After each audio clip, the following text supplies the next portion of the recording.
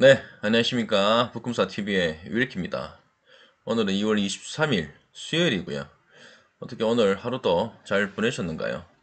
벌써 2월도 한 5일 남았네요. 그죠? 어떤 시간이 엄청 빨리 지나가는 것 같습니다.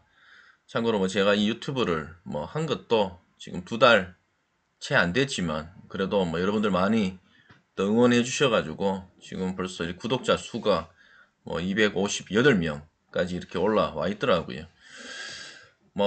아무튼 감사드리고요. 늘상 이렇게 응원, 그리고 항상 희망적인 이런 메시지 많이 남겨주십시오.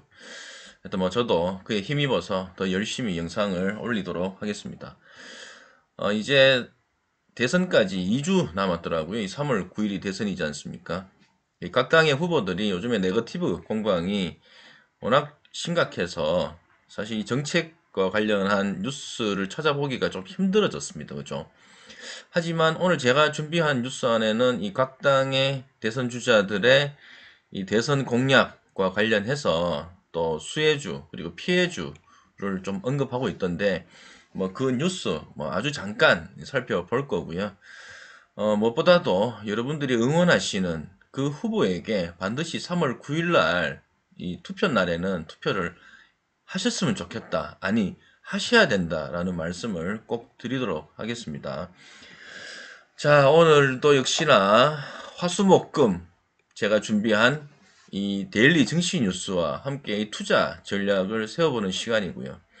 제가 늘상 말씀드리지만 이 증시 뉴스 안에서 투자에 대한 방향을 잡는 거 정말 바람직하고 정말 유익한 시간이니까 이 시간 꼭 놓치지 마시고 저와 함께 같이 공부를 하는 시간을 가지셨으면 좋겠습니다. 저 역시 이 뉴스를 준비하는데 그냥 준비하는 게 아니고 이 뉴스는 반드시 여러분들과 함께 공유를 했으면 좋겠다라는 좋은 뉴스들 그리고 깊이 있는 뉴스들만 준비를 하니까 믿고 같이 한번 따라와 주셨으면 좋겠습니다.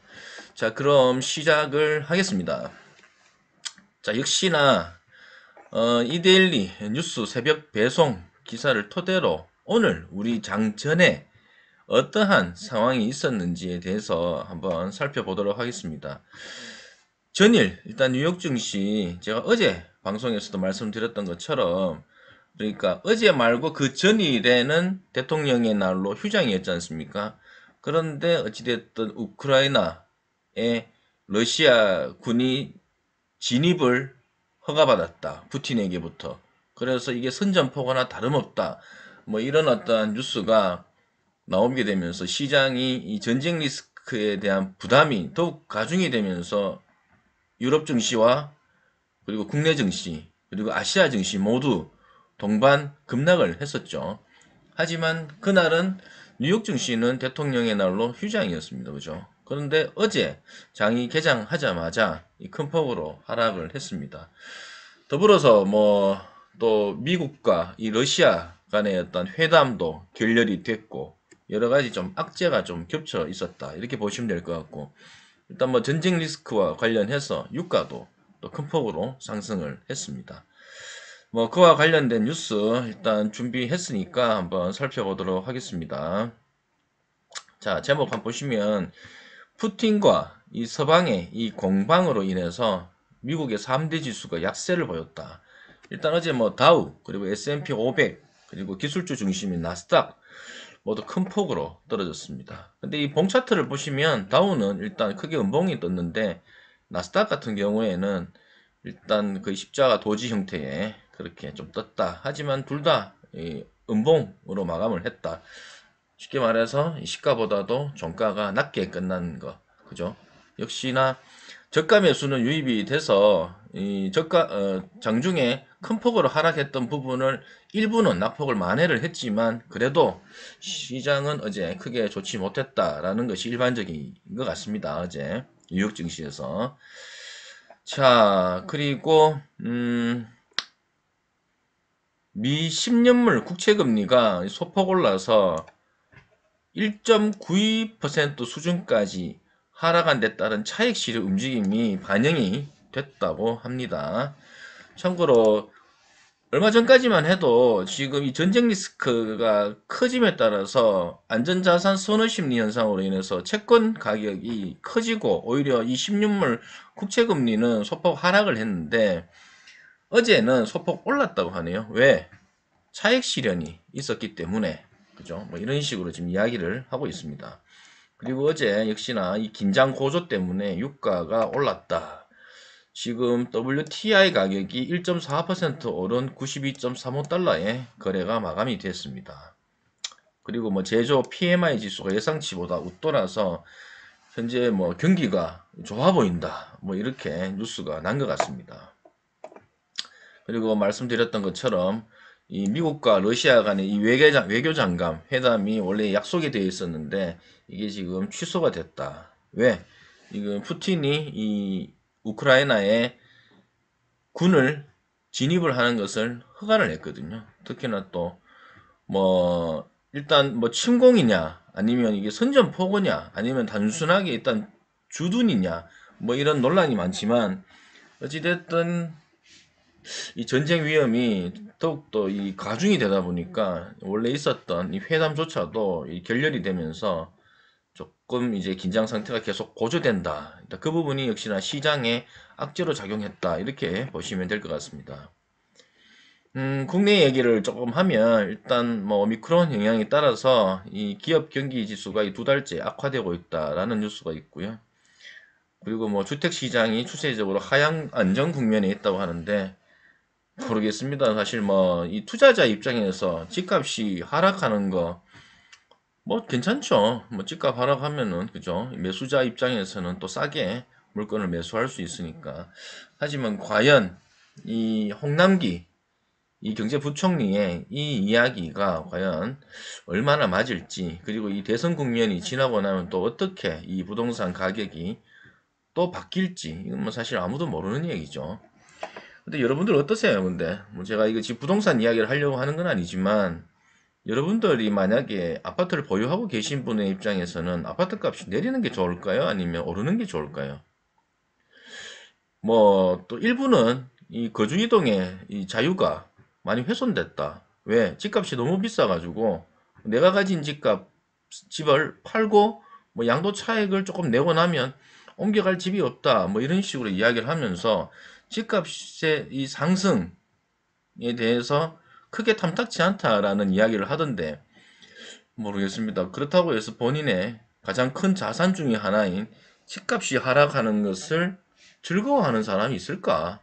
이런 생각이 들고 그렇다 만약 지금 집값이 하락을 한다 해도 집이 없는 사람들이 매수를 하면 그분들조차도 집을 보유한 사람들이 되는데 이 지속적인 집값 하락이 크게 뭐 그분들 포함을 해서 또 아니면 기존에 집을 보유하고 있는 사람들의 입장에서는 그게 과연 해피한 일인지 그건 좀 의문이다. 저는 그렇게 생각합니다. 오히려 이 정권을 누가 잡든지 간에 제 개인적인 의견을 미리 말씀을 드리자면 집값을 인위적으로 하락을 시키는 게 중요한 게 아니라 집값이 싸게 보이게끔 우리의 소득을 올리는 게 중요한 거 아닙니까? 저는 그렇게 생각합니다. 뭐 아무튼 요건 여기까지 이야기를 하고 자 오늘 우리 국내 증시 한번 살펴보겠습니다. 참고로 어제 뉴욕 증시가 일단 뭐 급락을 했지만 이미 뭐 우리 증시 특히나 아시아 증시 대부분이 어제 급락을 했었죠. 그러니까 쉽게 말하면 미리 매를 맞은 격이 됐다.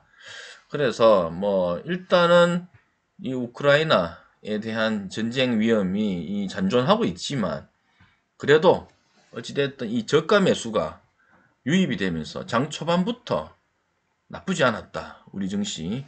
특히나 외인은 일단 순매도로 일관을 했지만 이 개인과 이 기관이 순매수로 들어오면서 일단 좀 시장을 끌어올렸다. 이렇게 보시면 될 것 같습니다. 특히나 이 코스닥이 코스피보다는 조금 더 올랐는데 뭐 그건 코스닥이 또 최근에 많이 내렸기 때문에 뭐 일단 반발 매수가 들어오면서 일단 상승을 좀 했다. 이렇게 보시면 될 것 같고 뭐 크게 주요한 뉴스라기보다는 뭐 이 김대준 한국투자증권 수석연구원의 말을 잠깐 한번 읽어보면서 이 뉴스 마치도록 하겠습니다. 자, 우크라이나 리스크가 잔존하지만 기관의 저가 매수세가 유입되면서 지수가 반등했다라고 금일 우리 증시를 분석을 했습니다. 참고로 이 김 연구원은 이렇게 이야기를 했습니다. 시가총액 비중이 높은 IT 업종의 낙폭이 제한적인 가운데 고유가와 그리고 수주 기대에 조선업종이 오른 점, 그리고 리오프닝 기대가 지속되고 있는 것은 역시나 지수에 긍정적이라고 평가를 했다라고 이야기를 하고 있습니다. 뭐 아무튼 전반적으로 오늘 증시는 뭐 크게 어떠한 이슈에 움직였다기보다는 뭐 최근 일단 지수 이 하락에 따른 이 반발 매수, 이 저가 매수 유입이 됐다. 특히나 뭐 어제 뉴욕 증시가 생각보다는 큰 폭으로 하락을 하지 않았고 오히려 저가 매수가 유입이 되면서 막판에는 이 낙폭을 조금 줄인 게 아마 우리 국내 증시에도 조금 긍정적인 영향을 미쳤다. 이렇게 보시면 될 것 같습니다. 자, 그러면 오늘 우리 증시에서 좀 눈여겨볼 섹터가 있었죠. 역시나 이 조선주가 큰 폭으로 뛰었습니다. 특히나 뭐 한국 조선 해양 같은 경우에는 장중에 뭐 7% 가까이 일단 상승을 하는 기염을 토했다. 이렇게 보시면 될 것 같고, 그와 관련해서 오늘 조선주 대부분이 큰 폭으로 올랐는데 왜 조선주가 올랐는지 일단 살펴봐야 되겠죠. 자, 머니투데이 22년 2월 23일. 자, 오늘 장 마감 이후에 나온 뉴스고요. 자, 러시아 천연가스가 뭐길래 LNG선 수주 기대감에 조선주가 순항했다. 뭐 이런 제목의 뉴스입니다. 그죠? 자, 같이 한번 읽어보겠습니다. 자, 러시아와 우크라이나의 전쟁 위기감이 고조되고 있지만 조선주는 순항 중이다. 왜? LNG선 수요와 함께 해양 플랜트 사업이 회복세를 맞을 것으로 기대되기 때문이다. 이렇게 이야기를 하고 있습니다. 그죠? 자, 그래서 오늘 전반적으로 뭐 많이 올랐어요. 일단 조선주가 많이 올랐고 얼마 전에 뉴스에서 조선주가 크게 빛을 못 보고 있는데 이 바닥권이 왔다. 이 저가 매수의 어떤 뭐 시기가 왔다. 이런 식의 어떤 뉴스가 있었는데 그 뉴스도 제가 조금 이따가 다시 한번 소개를 드리겠습니다. 자, 오늘 일단 나온 뉴스부터 설명을 좀 드리면 일단 오늘은 역시나 이 전쟁 위험과 관련해서 이 러시아가 참고로 이 LNG 가스에 대한 천연가스에 대한 이 공급을 상당 부분 하고 있지 않습니까? 여기 보시면 전 세계 천연가스 생산의 16.5%를 러시아가 차지하고 있는데 만약에 이 전쟁 리스크가 커지면 커질수록 이 천연가스 이 공급에 대한 리스크가 또 격화가 될 것이고 그러면은 이 천연가스와 관련한 가격도 천정부지로 또 뛸 수 있겠죠. 그죠? 참고로 지난해 말 러시아가 유럽으로 향하는 야말 유럽 가스관을 잠그자 천연가스 가격은 폭등했다. 뭐 이런 식의 어떤 뉴스가 지난번에 있었지 않습니까? 그러다 보니까 이와 관련해서 그렇게 된다면 뭐 유럽 국가들이 전략적으로 LNG 수입 비중을 확대하고 LNG 운반선을 발주할 가능성이 존재한다. 이런 게 또 막 뉴스가 나오게 되면서 그와 관련해서 그렇게 되면 LNG선 수주 또 이 국내 조선사들이 일단 조선 실적이 상당히 좋고 뭐 올 초부터 뭐 수주 낭보가 있었지 않습니까? 그러다 보니까 아무래도 이 LNG선 수주와 관련해서 긍정적으로 작용하지 않겠나 뭐 이런 전망에서 오늘 조선 업종 전체가 많이 올랐다 이렇게 보시면 될 것 같습니다. 그리고 뭐 국제유가가 급등하는 것도 최근에 이 조선업계에는 아주 좋은 소식이다. 이렇게 이야기를 했습니다. 그죠? 왜? 유가가 오르면은 이 석유를, 원유를 시추하는 이 해양 플랜트, 그죠? 그래서 이 해양 플랜트와 관련한 사업에 대한 수주도 또 큰 폭으로 증가할 뭐 원인이 되기 때문에 아무래도 이 조선업종의 이 훈풍이 다시금 불 수 있다. 뭐 이런 식의 이야기인 것 같습니다. 그래서 뭐 오늘과 같이 이 전쟁 리스크가 크면 클수록 이 또 조선업종에는 오히려 또 뭐라고 해야 될까요? 반사효과라고 해야 될까요? 이 반사효과가 더 커지는 것 같다. 이렇게 보시면 될 것 같습니다. 하지만 제 영상을 지금까지 이렇게 계속 시청하신 분들은 아마 제가 지난번에 이 뉴스를 한번 가져온 걸 보셨을 겁니다. 이게 2월 8일자 뉴스거든요. 자, 오늘 2월 23일이니까 약 한 15일 전에 이 뉴스를 그때 한번 또 소개를 한번 드렸었습니다. 자, 서울경제 뉴스였죠. 이 반토막 조선주 이젠 긴 턴을 벗어날 때라고 하면서 자, 1월에 수주 잔량이 엄청나게 급증했음에도 불구하고 올 초부터 지금 주가가 그렇게 좋지 못했습니다. 그죠? 조선주가. 참고로 이 조선주 중에서도 한국조선해양과 이 대우조선해양 같은 경우에는 고점대에 비해서 거의 반토막 50% 가까이 내렸고, 뭐 그 가운데에서의 원인은 여러분들 잘 아시겠지만 M&A에 대한 무산, 그리고 최근에 이 적자에 대한 확대, 뭐 이런 어떤 것들이 계속 좀 지속적으로 악재로 작용하면 조선주에 크게 뭐 좋지 못했죠. 조선주가 계속 바닥을 치고 있었죠. 그런데 일단 올해는 뭔가 좀 다를 거다. 왜? 수주도 많이 하고 있고 그동안에 이 악재를 많이 털어냈다. 그 가운데서 또 현대중공업 같은 경우에는 뭐 통상임금 소송 판결 뭐 이런 거 관련한 일회성 악재들을 다 털어냈기 때문에 올해는 조선주가 좀 괜찮을 거다라고 이야기를 하면서 참고로 이 서울경제에서 언급한 뉴스에서는 이 이봉진 하나투자증권 연구원의 말을 빌어서 그나마 조선주에 투자할 거면 현대중공업이 좀 낫다라는 식으로 일단 이야기를 했더라고요. 그래서 제가 현대중공업을 그때 언급을 드리면서 현대중공업의 재무 건전성을 놓고 볼 때 오히려 한국조선해양의 자회사이긴 하지만 일단 현대중공업의 재무 건전성이 크게 제가 생각했을 때는 크게 좋지 못해서 어찌됐든 현대중공업도 좋은 회사고 앞으로의 어떤 뭐 이 개선 방향도 뭐 긍정적이지만 만약 투자를 할 거면 그나마 이 재무 건전성이 좋은 한국조선해양과 그리고 현대중공업을 같이 투자하는 게 어떨까 이런 이야기를 한번 방송에서 한 적이 있습니다. 어찌됐든 그 방송 이후로 해서 뭐 조선주가 그래도 참고로 어느 정도 상승세를 좀 탔다라고 보시면 될 거고 오늘 같은 경우는 또 큰 폭으로 상승을 했습니다. 그죠?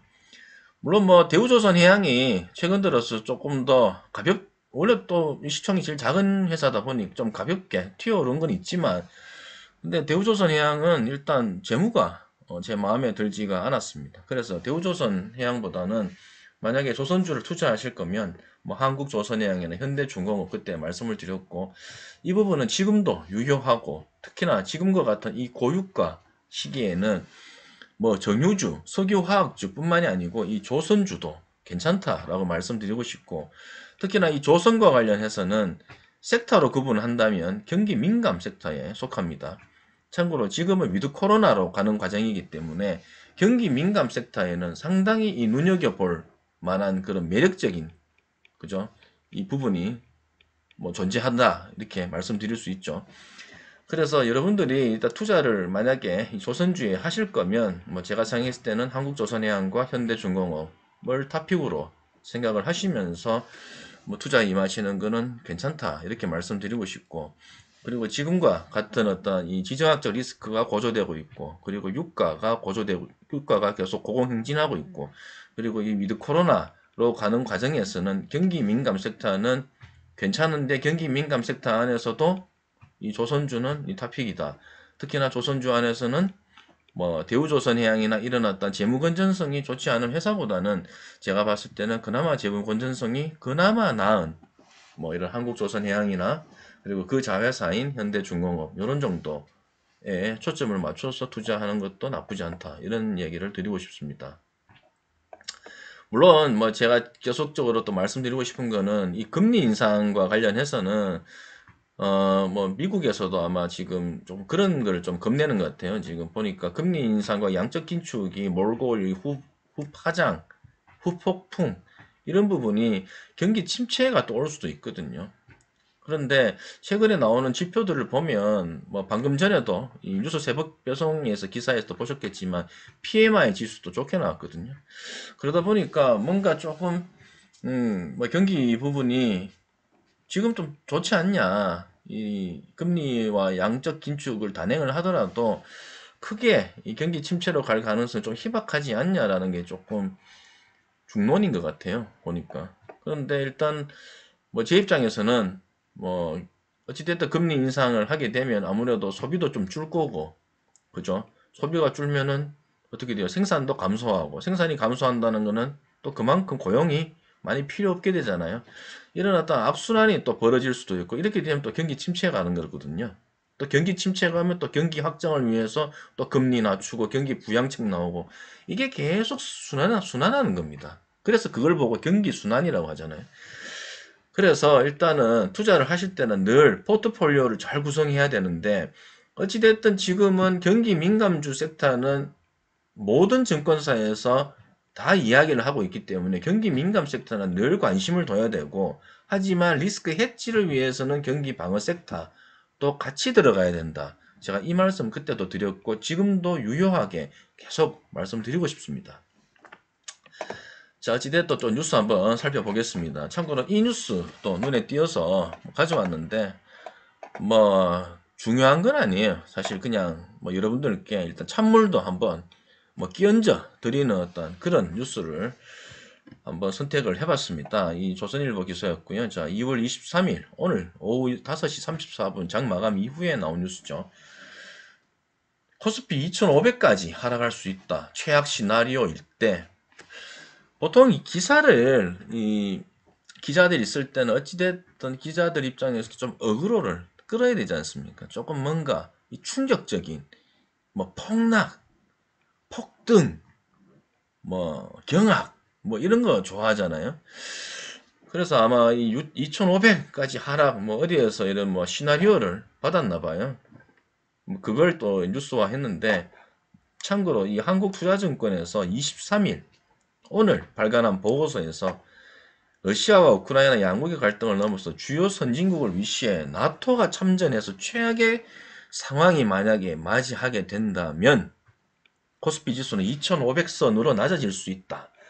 그러면서 글로벌 경제의 경착륙 우려가 불거지면서 국내 경제에도 부담으로 작용할 수 있다라고 이야기를 했습니다. 근데 또 이런 이야기를 하면서 뭐 또 이렇게도 이야기를 했어요.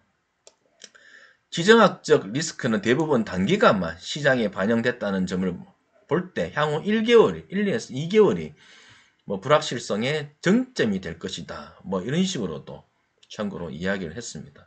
그죠? 뭐 그러면서 만약에 이런 어떤 부분이 빨리 해소가 된다면 또 오히려 상승세는 뭐 급락한 만큼 이상의 상당히 빠른 속도로 또 상승세를 타서 이 전고점을 또 회복하는 뭐 그런 추세로 갈 수도 있다라는 내용의 뉴스였습니다. 뭐 다 읽어볼 필요는 없을 것 같고요. 참고로 아까 서두에도 말씀드렸던 것처럼 일단 대선 후보 관련한 수혜업종과 피해업종과 관련한 뉴스가 있어서 일단 한번 가져와 봤습니다. 자, 오늘 오후 5시 28분 한국경제 뉴스였고요. 자, 이재명 후보가 당선 때는 친환경과 게임이 수혜주이고 윤 후보가 승리하게 된다면 그러면 점점점 했네요. 이거 왜 이렇게 점점점으로 했지? 저는 누구를 지지한다고 여기에서 말씀드리고 싶지는 않습니다. 하지만 이 한국 경제에는 모르겠어요. 좀 논란이 있네요. 제 입장에서는. 왜?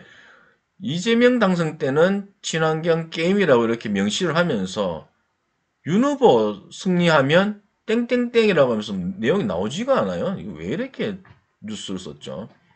심성미 기자. 뭐 아무튼 일단 내용 뭐 읽어보겠습니다. 참고로 요 그림 보시면 되겠네요. 자, 대선 후보에 따른 수혜와 피해 업종인데 주요 공약과 관련해서 이 수혜와 피해 업종을 이렇게 나열을 하고 있습니다. 자, 여기서는 또 이재명 윤석열이 아니고 또 윤석열 이재명으로 또 이렇게 그림을 만들었네요. 자, 윤석열. 자, 원자력 발전 비중 30% 유지. 그러면은 이제 원전 업종의 수혜. 뭐 이 부분은 계속 지금 이야기가 나오고 있는 부분이고. 자, 중대재해처벌법이 지금 어떻게 됐습니까? 지금 시행을 했죠. 지금 뭐 시행을 해서 모르겠습니다. 이 부분도 뭐 제가 이 정치적인 부분이 조금 섞여 있어서 제가 크게 이야기는 하고 싶지는 않는데, 사실 중대재법이 몰골 후폭풍도 있어요. 뭐 좋은 점도 있겠지만 후폭풍도 있습니다. 그래서 뭐 일단 이 부분은 제가 일단 넘어가도록 하겠고, 어찌됐든 이걸 완화하게 되면 산업재 업종의 수혜를 볼 수 있다. 그리고 다음 주택 공급인데 제가 지난번 영상에서도 한번 제 지난번 영상 이거 한번 살펴보세요. 건설 섹터 건설주에 대한 투자에 대한 단상이라는 제목의 그 영상이 있습니다. 한번 살펴보시면 그 영상에서도 제가 이 건설주와 관련해서 심층 분석을 했고 그와 관련한 종목들도 언급을 드렸고 그 종목들 가운데서도 유망 종목을 이 공통되는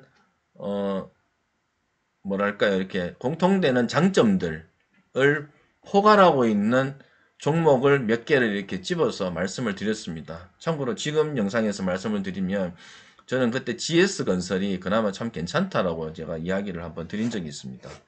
지금 GS건설 잘 나가고 있죠. 지금 잘 되고 있습니다. 이 주가 방향도 괜찮고.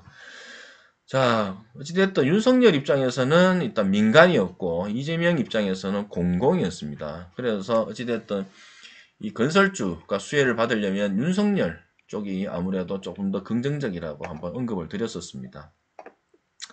자, 이재명 후보의 공약과 관련해서 보시면 2040년까지 탄소 중립 달성 그러면서 친환경 업종 수혜를 말씀을 했나 봐요. 그래서 친환경 업종 수혜를 입을 것이다 이렇게 이야기를 하고 있고, 그리고 게임 산업에 대한 성장을 지원하겠다. 그래서 게임 업종에 대한 수혜. 근데 이 피해주가 있어요. 그죠?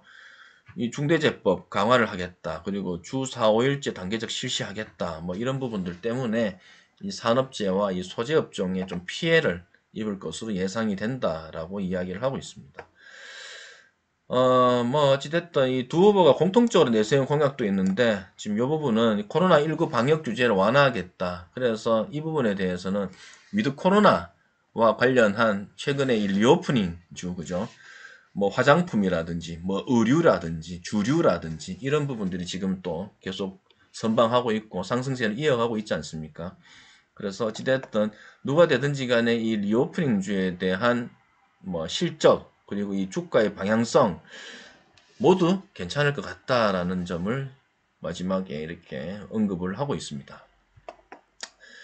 자, 제가 준비한 또 마지막 뉴스인데 이 자동차주에 대해서 한 번 더 말씀을 드리고 싶어서 좀 일단 가져와 봤고요. 자, 올 초에 그 대부분 증권사에서 공통적으로 이야기하는 섹터는 두 가지였습니다. 첫 번째는 반도체였고 두 번째는 자동차였습니다. 왜? 사실 올해 그 금리 인상기에는 경기 민감주 섹터를 일단 탑픽으로 꼽았고 그 가운데서도 이 반도체 섹터와 자동차 섹터가 단연 으뜸이지 않습니까? 이 경기 민감 섹터 안에서는. 그런데 작년에 사실 자동차 섹터와 관련해서는 특히나 또 뭐 반도체 섹터도 이 공급난 때문에 주가가 상당히 또 조정을 받았고 그와 관련해서 자동차용 반도체 공급 부족으로 인해서 이 완성차 판매에 대한 실적 부진에 따른 주가가 또 자동차 업종에 상당히 또 약세로 또 진행이 됐었고, 그죠? 큰 폭으로 조정이 받았었고. 그래서 올해는 하지만 그 반도체 공급난이 조금 해소될 어떤 소지가 있다. 그런 전망적인 기사가 계속 쏟아져 나왔었고. 그러다 보니까 일단 반도체 그리고 자동차 부분에 있어서 이 각 증권사에서 투자 유망 섹터로 올해 계속 이렇게 언급을 하고 있었습니다. 그런데 자동차만 유독 올 1월부터 해서 주가가 계속 좋지 못했습니다. 그런 어떤 좋은 뉴스에도 불구하고.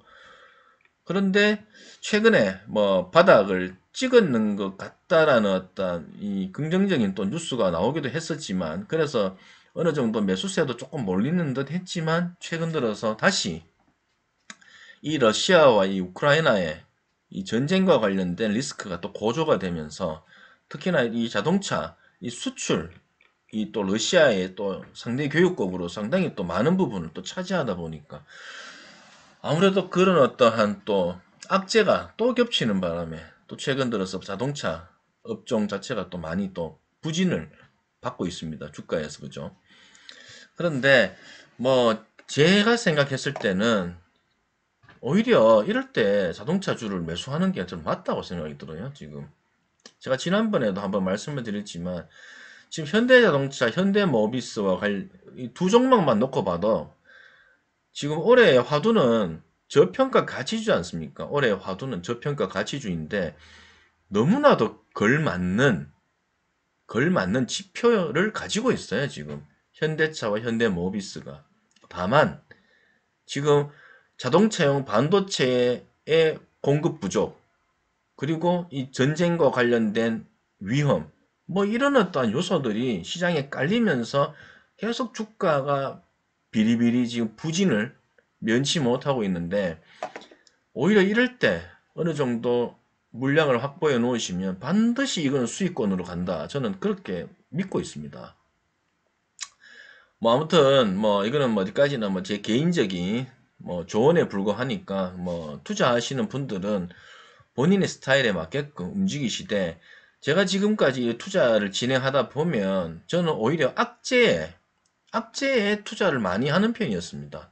그런데 악재에 투자를 할 때도 기업의 펀더멘탈이 상당히 훼손되는 악재는 이거는 절대 투자하면 안 되죠. 하지만 이런 전쟁과 같은, 그죠? 어제도 방송에도 말씀드렸지만 이 전쟁과 같은 이 체계적 위험, 이거는 기업이 어떻게든지 간에 해도 피할 수 없는 위험이에요. 쉽게 말하면 펀더멘탈과는 전혀 관계없는 위험인 거죠. 하지만 이런 위험으로 인해서 주가가 하락을 한다면, 이 위험이 제거가 됐을 때는 하락한 분 이상의 급등이 나올 수가 있습니다. 이거는 반드시 그렇습니다. 이거는 뭐 저가 매수 유입 정도가 아니고 그거는 반드시 그렇습니다. 항상 패턴은 반복되거든요. 그렇기 때문에 이런 식으로 뉴스가 계속 나올 때는 자동차주를 관심을 가지라고 자꾸 이 신문사에서 이야기하는구나, 이렇게 받아들이시면 됩니다. 자, 그래서 뭐 일단 뉴스를 잠깐 살펴보시면 뭐 그냥 올 들어서 주가가 많이 빠졌다, 현대차, 뭐 현대모비스 많이 빠졌다, 이런 이야기를 하고 있고, 최근 자동차 업종이 1월 저점론 제기되면서 반등 기대감 살아나는 듯 했지만, 뭐 우크라이나의 전쟁 리스크에 꺾이는 모습이다라고 이야기를 하고 있고, 올 하반기쯤으로 예상됐던 자동차 생산 정상화가 더 지연될 수 있다라는 우려가 또 나오게 되면서 최근에 자동차 업 주가가 많이 부진하다, 뭐 이런 내용을 지금 이야기를 하고 있습니다. 또한 그죠? 미국과 유럽 국가들이 러시아에 대한 경제적 제재 강화에 나설 경우 원자재 가격 상승에 따른 제조 부담, 그죠? 그리고 수출 제한, 뭐 이런 것들이 계속 악재로 작용할 수도 있다, 뭐 이런 것들을 지금 언급하고 있습니다. 그죠? 하지만 그럼에도 이게 뒤에 보시면 뭐 우크라이나 지역을 둘러싼 러시아 서방 국가들의 대치 상황이 전면적으로 치달을 가능성은 상당히 낮기 때문에 긍정론도 있다, 이렇게 이야기를 하고 있고, 특히나 현대차, 기아 그리고 국내 자동차 업체의 주가 순자산 비율이 0.6에서 0.8배, 어제 말씀드렸죠. 이 멀티플이라는 표현을 씁니다. 보통 이렇게 우리가 이 주식하는 사람들은 멀티플, 배수라고 해서, 배수에는 뭐가 있죠? PER 있죠. PER이 또 뭐 있죠? PBR 있습니다. 그죠? 참고로 이 PBR, 멀티플의 하나인 PBR이 0.6에서 0.8배, 상당히 낮은 이 저평가 구간에 있다. 그렇기 때문에 리스크 완화 후 바닥을 다질 확률이 상당히 높다라고 이야기하면서, 어찌됐든 물론 뭐 이와 관련해서 EPS 즉 이익은 조금 줄어들 수는 있지만 이 부분이 해소가 된다면 반드시 반등을 한다. 반등을 해도 어느 정도 반등을 하느냐, 아마 이러한 리스크 때문에 하락한 분 이상의 반등이 빠르게 나올 수 있다. 저는 그렇게 믿고 있습니다. 그리고 참고로 하반기에는